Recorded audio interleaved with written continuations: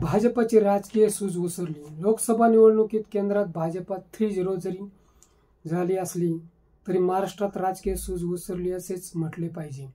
2014 ते 2019 पर्यंत त्यांनी महाराष्ट्रात महाभरती, मेगा भरती याचे प्रदर्शन भरविले होते.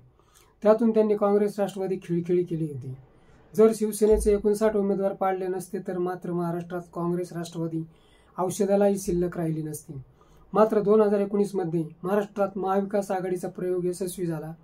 ठाकरेंच्या मदतीने शरदचंद्र पवार व काँग्रेसच्या केंद्रातील नेतृत्वाने महाराष्ट्रात भाजपाला मोठा झटका दिला. मेगा भरती, महाभरतीतून ज्यांना भाजपाने घेऊन जिंकून आणले त्यांनाच महाविकास आघाडीने पराभूत केले. भिवंडी, दिंडोरी, अहमदनगर, माढा, धुळे, नंदुरबार या जागांचा समावेश होतो. आता हे लोकसभेला झाले. हाच ट्रेंड राहिला तर विधानसभेला विखे, गावित, भुजबळ, पाटील घराणे इतिहास जमा होण्याच्या मार्गाने जातील. धाराशिव पॅटर्न महाराष्ट्रात राबवला जाईल. महाराष्ट्रातील भाजपा नेत्यांनी हवेत आघाडी उघडली होती. शिंदे, पवार, भुंगेवाले, चव्हाण या चौकोनाला बरोबर घेऊनही महाराष्ट्रात तरी ठाकरेंची सरशी होताना दिसली.